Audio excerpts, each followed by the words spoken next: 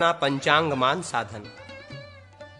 अग्निदेव कहते हैं, मुने, अब मैं वर्षा के समुदाय स्वरूप काल का वर्णन कर रहा हूँ और उस काल को समझने के लिए मैं गणित बतला रहा हूँ। ब्रह्मा दिनादि काल से अथवा सृष्टारंभ काल से अथवा व्यवस्थित शकारंभ से वर्ष समुदाय संख्या को 12 से गुणा करें, उसमें चैत्रादि गतमास संख्या मिला दें, उसे 2 से गुणा करके 2 स्थानों में रखें। प्रथम स्थान में 4 मिलाए, दूसरे स्थान में 865 मिलाए। इस तरह जो अंक संपन्न हो उस सगुण कहा गया है। उसे 3 स्थानों में रखें, उसमें बीच वाले को 8 से गुना करके फिर 4 से गुणित करें। इस तरह मध्य का संस्कार करके गोमूत्र का क्रम से रखे हुए तीनों का यथास्थान संयोजन करें।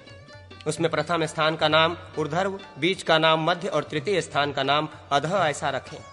अधः अंक में 388 और मध्यांक में 87 घटाएं। तत्पश्चात उसे 60 से विभाजित करके शेष को अलग लिखें।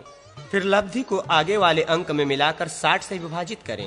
इस प्रकार 3 स्थानों में स्थापित अंकों में से प्रथम स्थान के अंक में 7 से भाग देने पर शेष बची हुई संख्या के अनुसार रवि आदि वार निकलते हैं। शेष 2 स्थानों का अंक तिथि का ध्रुवा होता है। सगुण को 2 से गुणा करें, उसमें 3 घटाएं, उसके नीचे सगुण को लिखकर उसमें 30 जोड़ें। फिर भी 6, 12, 8 इन पलों को भी क्रम से तीनों स्थानों में मिला दें। फिर 60 से विभाजित करके प्रथम स्थान में 28 से भाग देकर शेष को लिखें। उसके नीचे पूर्वान्वित तिथि ध्रुवा को लिखें। सब को मिलाने पर ध्रुवा हो जाएगा। फिर भी उसी सगुण को अर्ध करें, उसमें 3 घटा दें, 2 से गुणा करें, मध्य को 11 से गुणा करें, नीचे में 1 मिलाए, द्वितीय स्थान में 39 से भाग देकर लब्धि को प्रथम स्थान में घटाएं। उसी का नाम मध्य है। मध्य में 22 घटाएं, उसमें 60 से भाग देने पर शेष ऋण है। लब्धि को ऊर्ध्व में अर्थात नक्षत्र ध्रुवा में मिलाना चाहिए। 27 से भाग देने पर शेष नक्षत्र तथा योग का ध्रुवा हो जाता है। अब तिथि तथा नक्षत्र का मासिक ध्रुवा कह रहे हैं। 2, 32, 2 0 ये तिथि ध्रुवा है और 2, 11, 2 0 ये नक्षत्र ध्रुवा है। इस ध्रुवा को प्रत्येक मास में जोड़कर वार स्थान में 7 से भाग देकर शेष वार में तिथि का दंडफल समझना चाहिए। नक्षत्र के लिए 27 से भाग देकर अश्विन से शेष संख्या वाले नक्षत्र का दंडादि जानना चाहिए। पूर्वोक्त प्रकार से तिथ्यादिका का मान मध्यमान से निश्चित हुआ। उसे स्पष्ट करने के लिए संस्कार कहते हैं। चतुर्दशी आदि तिथियों में कही हुई घटियों को क्रम से ऋण धन तथा धन ऋण करना चाहिए। जैसे चतुर्दशी में 0 घटी तथा त्रयोदशी और प्रतिपदा में 5 घटी क्रम से ऋण तथा धन करना चाहिए। जैसे चतुर्दशी में 0 घटी तथा त्रयोदशी और प्रतिपदा में 5 घटी क्रम से ऋण तथा धन करना चाहिए, एवं द्वादशी तथा द्वितीया में 10 घटी ऋण धन करना चाहिए। तृतीया तथा एकादशी में 15 घटी, चतुर्थी और दशमी में 19 घटी, पंचमी और नवमी में 22 घटी, षष्ठी तथा अष्टमी में 24 घटी तथा सप्तमी में 25 घटी धन ऋण संस्कार करना चाहिए। यह अंशात्मक फल चतुर्दशी आदि तिथि पिंड में करना होता है। अब कलात्मक फल संस्कार के लिए कहते हैं। कर्कादि 3 राशियों में 6, 4, 3, 6, 4, 3 तथा तुलादि 3 राशियों में विपरीत 3, 4, 6, 3, 4, 6 संस्कार करने के लिए खंडा होता है। केशव 50, खयुगा 40, मैत्रेन 12 इनको मेघादि 3 राशियों में धन करना चाहिए। कर्कादि 3 राशियों में विपरीत 12, 40, 50 का संस्कार करना चाहिए। तुलादि 6 राशियों में इनका ऋण संस्कार करना चाहिए। चतुर्गणित तिथि में विकलात्मक फल संस्कार करना चाहिए। गत तथा ऐश्य खंडाओं में अंतर से कला को गुणित करें। 60 से भाग दें। लब्धि को प्रथमोच्चार में ऋण फल रहने पर धन करें और धन रहने पर भी धन ही करें। द्वितीयों का चारित्व वर्ग रहने पर विपरीत करना चाहिए। तिथि को द्विगुणित करें, उसका छठा भाग उसमें घटाएं। सूर्य संस्कार के विपरीत तिथि दंड को मिलाएं। ऋण फल को घटाने पर स्पष्ट तिथि का दंडादिमान होता है। यदि ऋण फल नहीं घटे तो उसमें 60 मिलाकर संस्कार करना चाहिए। यदि फल ही 60 से अधिक हो तो उसमें 60 घटाकर शेष का ही संस्कार करना चाहिए।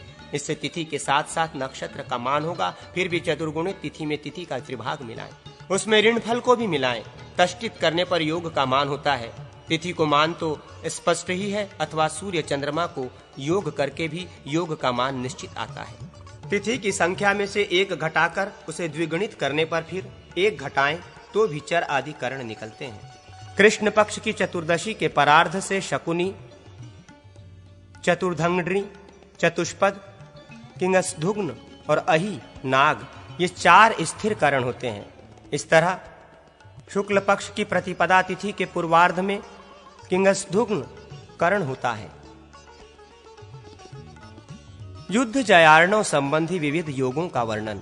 अग्निदेव कहते हैं, अब स्वर के द्वारा विजय साधन कह रहे हैं। मैं इस पुराण के युद्ध जयार्वण प्रकरण में विजय आदि शुभ कार्यों की सिद्धि के लिए सार वस्तुओं को कहूंगा।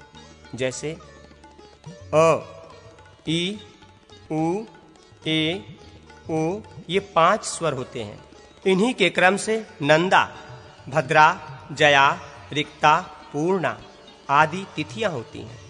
क से लेकर ह तक वर्ण होते हैं और पूर्वोक्त स्वरों के क्रम से सूर्य, मंगल, बुध, चंद्रमा, बृहस्पति, शुक्र, शनि, मंगल तथा सूर्य, शनि ये ग्रह स्वामी होते हैं। 40 को 60 से गुणा करें, उसमें 11 से भाग दें, लब्धि को 6 से गुणा करके गुणनफल में फिर 11 से ही भाग दें, लब्धि को 3 से गुणा करके गुणनफल में 1 मिला दें, तो उतनी ही बार नाड़ी के स्फुरण के आधार पर फल होता है। इसके बाद भी अहर्निश नाड़ी का स्फुरण होता ही है।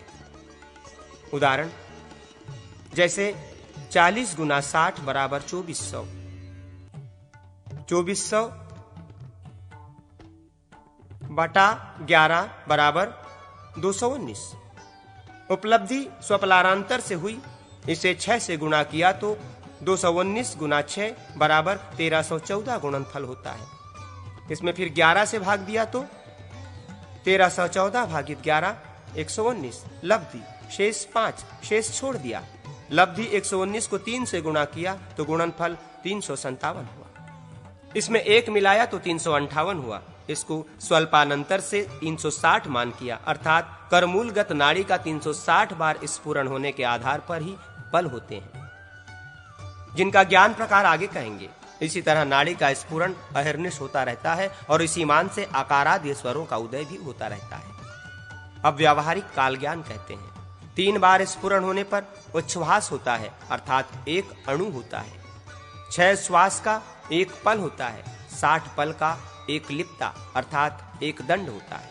यद्यपि लिप्ता शब्द कलावाचक है, जो कि ग्रहों के राश्यादि विभाग में लिया जाता है, फिर भी यहाँ कलामान के प्रकरण में लिप्ता शब्द से दंड ही लिया जाएगा। कला तथा दंड ये दोनों भचक्र के षट्यंश विभाग में ही लिए गए हैं। 60 दंड का 1 अहोरात्र होता है। उपर्युक्त अ, ई, उ, ए, ओ स्वरों की क्रम से बाल, कुमार, युवा, वृद्ध, मृत्यु ये 5 संज्ञाएं होती हैं।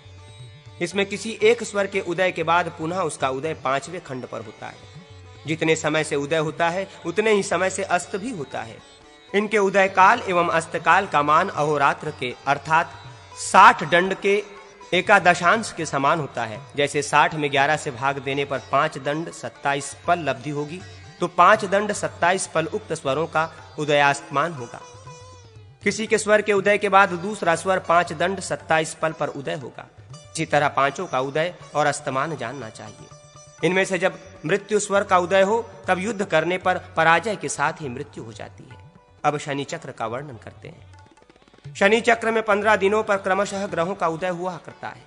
इस पंचदश विभाग के अनुसार शनि का भाग युद्ध में मृत्युदायक होता है। विशेष जबकि शनि एवं राशि में 2.5 साल अर्थात 30 मास रहता है, उसमें दिन संख्या 900 हुई। 900 में 15 का भाग देने से लब्धि 60 होगी।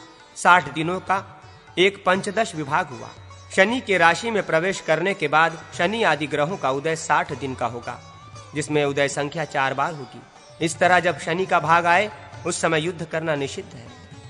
अब कूर्म पृष्ठाकार शनि बिंब के पृष्ठ का क्षेत्रफल कहते हैं। 10 कोटि सहस्र तथा 13 लाख में इसी का दशांश मिला दें तो उतने ही योजन के प्रमाण वाले कूर्म रूप शनि बिंब के पृष्ठ का क्षेत्रफल होता है, अर्थात 1100 14,30,000 11 अरब 14,30,000 योजन शनि बिंब पृष्ठ का क्षेत्रफल है। विशेष ग्रथांतरों में ग्रहों के बिंब प्रमाण तथा कर्म प्रमाण योजन में ही कहे गए हैं। जैसे गणिताध्याय में भास्कराचार्य सूर्य तथा चंद्र का बिंब परिमाण कथन के अवसर पर यहां भी संख्या योजन के प्रमाण वाली ही लेनी चाहिए। मघा के प्रथम चरण से लेकर कृतिका के आदि से अंत तक शनि का निवास अपने स्थान पर रहता है। उस समय युद्ध करना ठीक नहीं होता। अब राहु चक्र का वर्णन करते हैं। राहु चक्र के लिए 7 खड़ी रेखा एवं 7 पड़ी रेखा बनानी चाहिए।